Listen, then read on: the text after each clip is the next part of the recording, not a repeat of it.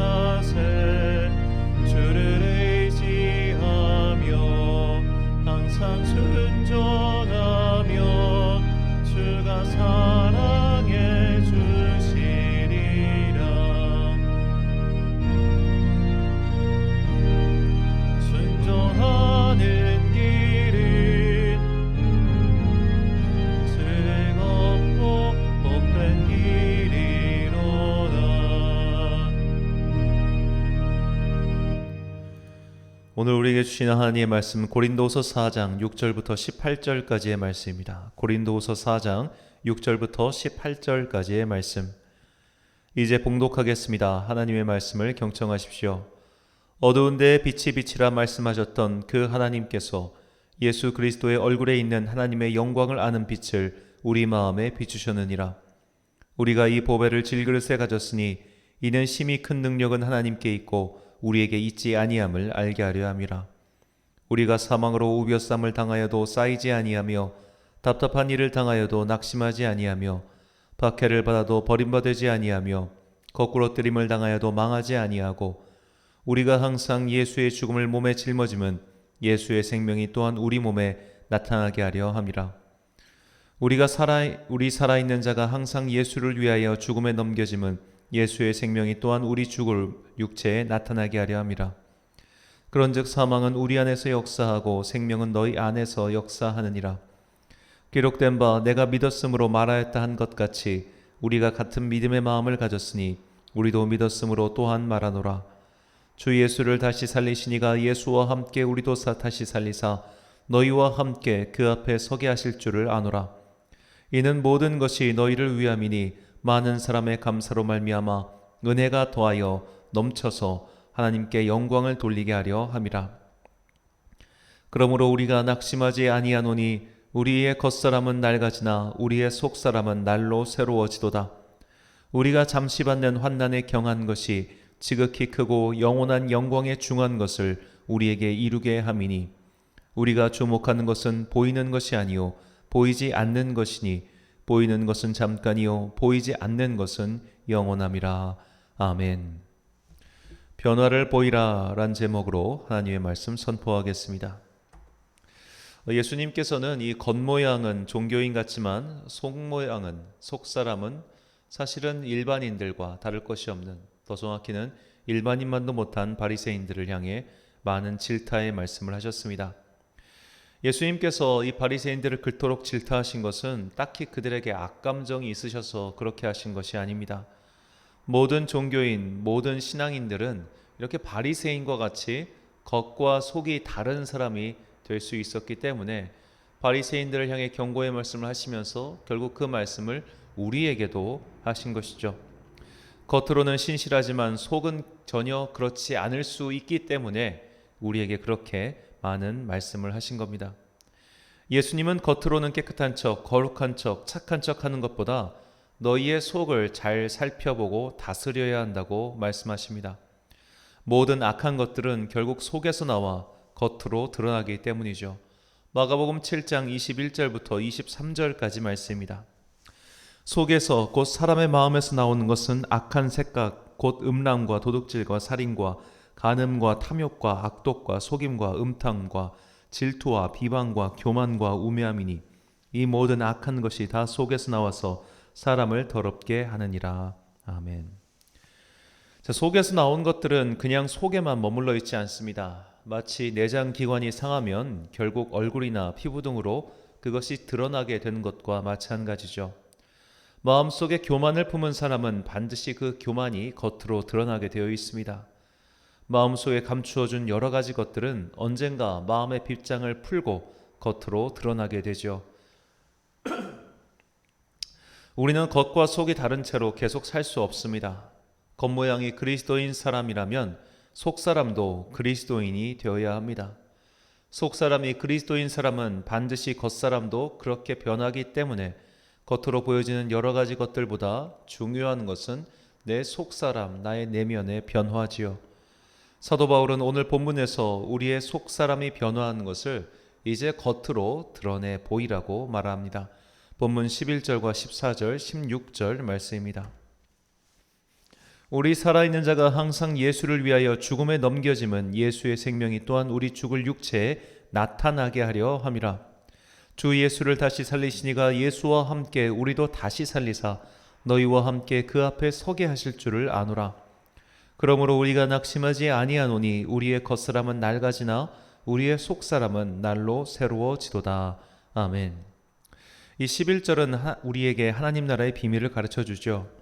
이 물질 세계에서 죽음은 끝입니다. 물질 세계에서 죽음 이유란 없지요. 그러나 하나님 나라는 이 죽음 이유가 있습니다.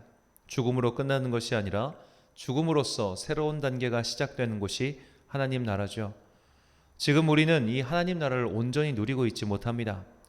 하나님 나라란 하나님의 통치가 빈틈없이 이루어지는 곳인데 지금 우리네 세상은 죄인들의 반항과 욕망으로 인해 하나님의 통치를 거부하고 있으며 그 거부로 인해서 세상의 왜곡이 강해지고 그 왜곡된 곳에서 악한 것들이 기승을 부리고 있는 것이죠.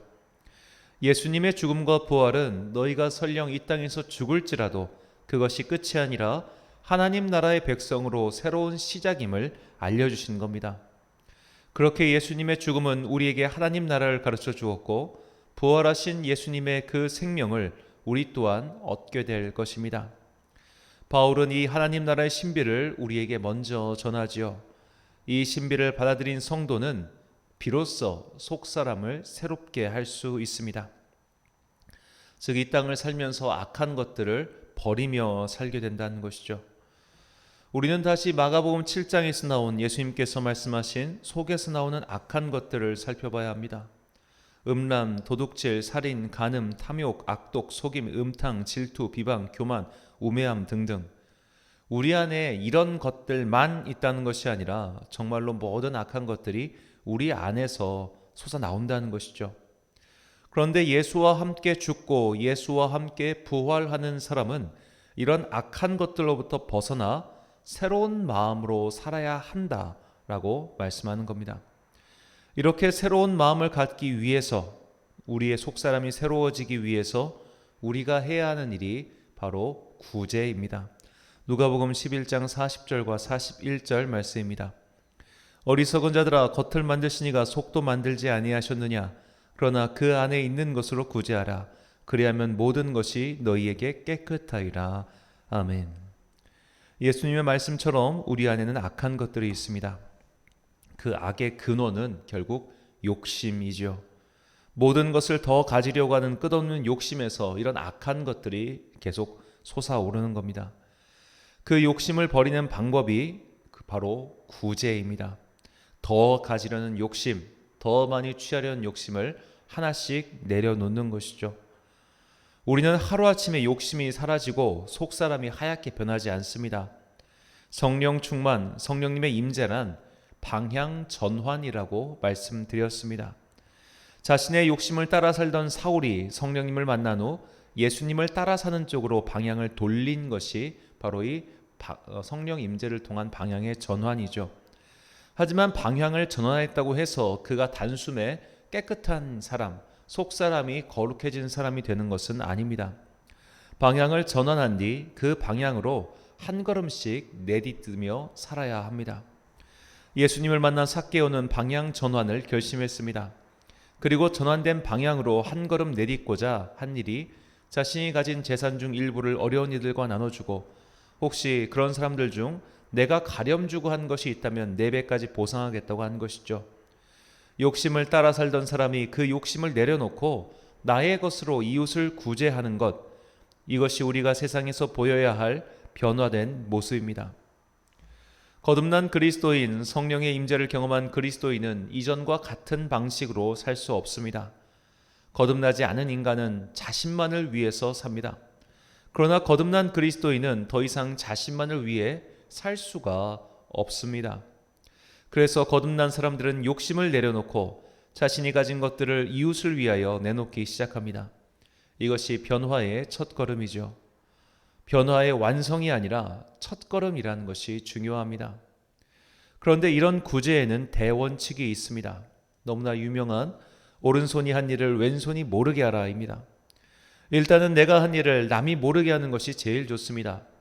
그러나 부득불 상대방이 알 수밖에 없다면 내가 그 상대에게 어떤 대가도 바라지 않는 자에게 하는 것이 많습니다. 예를 들어 나와 아무 이해관계가 없는 자에게 값없이 베푸는 사랑이야말로 주님께서 바라시는 참된 구제지요. 저는 지금까지 이런 구제를 행하는 분들에게 사랑을 받아본 일이 여러 번 있습니다. 이런 분들의 특징은 제가 교회에서 일하는 동안에는 별 말씀이 없습니다. 그 사역자가 교회를 떠날 때 혹은 떠난 후에 비로소 사랑의 손을 펴시죠.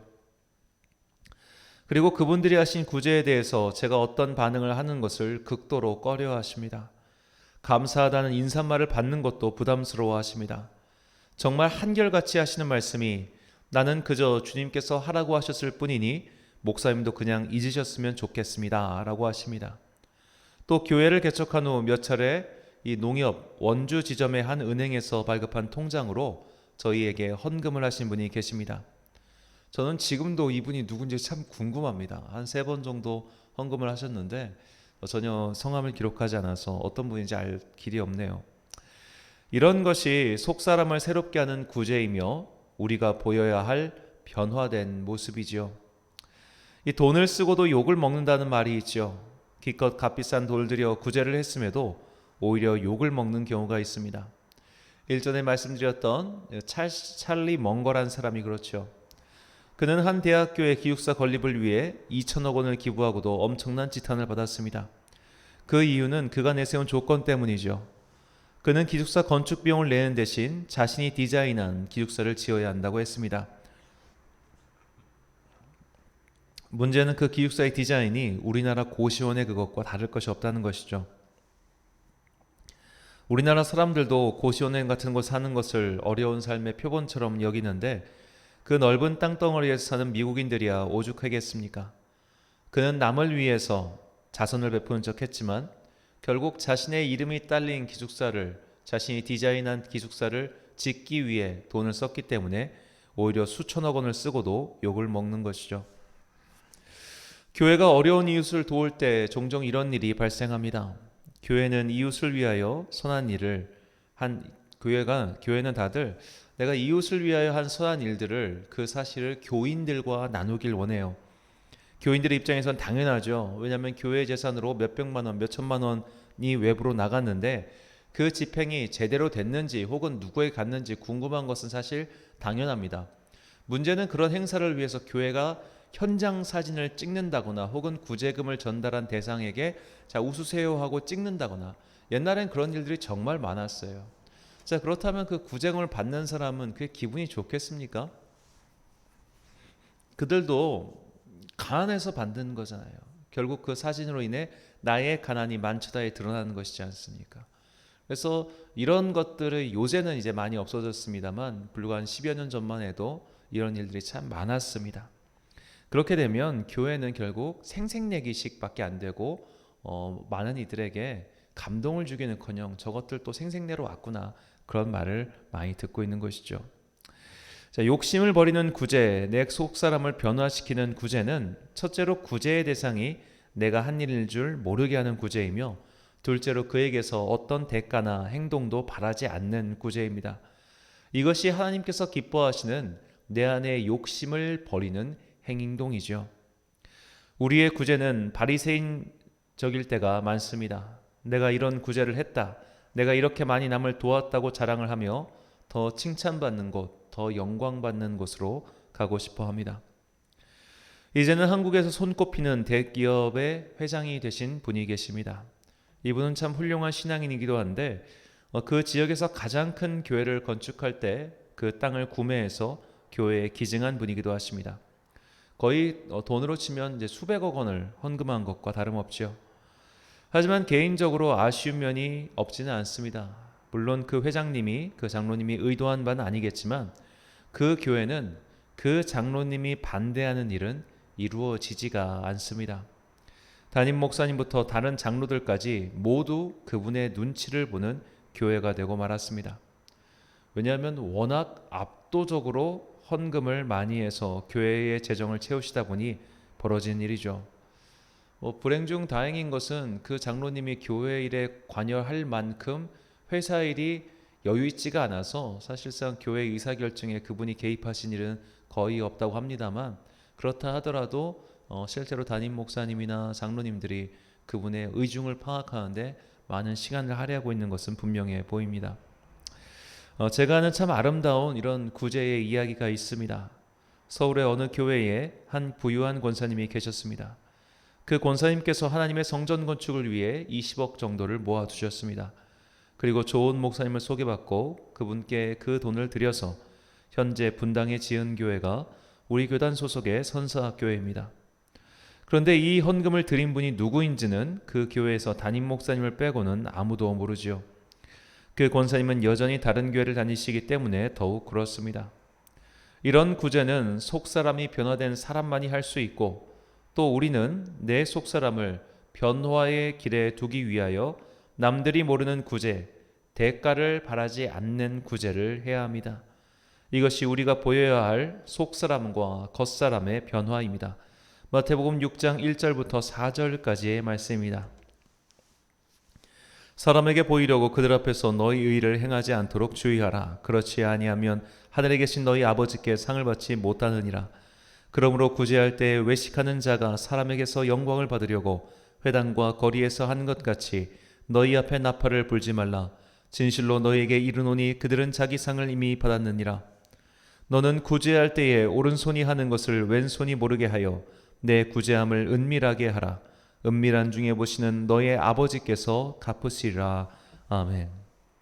사랑하는 천안광성교회 성도 여러분, 그리고 새해를 맞이하기 위해 이 새벽을 함께 깨우고 계신 귀한 주님의 자녀 여러분, 우리의 속사람은 변해야 합니다. 속사람을 변화시키는 방법은 자꾸만 내 속에서 끓어오르는 욕심을 내다 버리는 것입니다. 욕심을 내다 버리는 방법은 내가 가진 것으로 어려운 이를 돕는 구제이죠. 우리는 구제를 함으로 날마다 속사람을 새롭게 만들어 갑니다. 우리는 이런 변화된 모습을 보여줘야 합니다. 이런 구제는 사실 액수가 커질수록 어렵습니다. 날 좀 보소, 내가 했소라는 공명심이 자꾸만 마음에서 솟아오르기 때문입니다. 그러니 모르게 해야 합니다. 대가를 바랄 수 없는 이에게 해야 합니다. 얼굴을 자주 마주치는 사람이 아니라 얼굴 안 마주칠 사람에게 해야 합니다. 스물스물 솟아오르는 옛사람의 습성에 빠지지 않기 위하여 우리는 여러 가지 안전장치를 마련해 둬야 합니다. 그렇게 속사람을 조절해 나아갈 때 마침내 우리는 우리의 변화된 모습을 세상이 보게 하므로 주님께 영광 돌리는 성도가 될 것입니다. 그 영광스러운 변화를 보이기 위하여 오늘도 속사람을 변화시키는 그 선한 한 걸음을 내딛는 여러분과 제가 되시길 간절히 축원합니다. 기도하겠습니다. 사랑과 은혜가 충만하신 아버지 하나님, 우리의 속사람은 변해야 합니다. 그렇지 않으면 날마다 우리의 속에서는 온갖 악한 것들이 기어나올 뿐입니다. 속사람의 변화를 위해 구제라는 믿음의 훈련 방법을 가르쳐 주시니 감사합니다. 남들이 모르게 구제하며 대가를 바라지 않고 내가 가진 것을 내어드림으로 나의 변화된 모습을 보이며 주님께 참된 영광을 돌려드리는 주의 자녀들이 되게 하옵소서.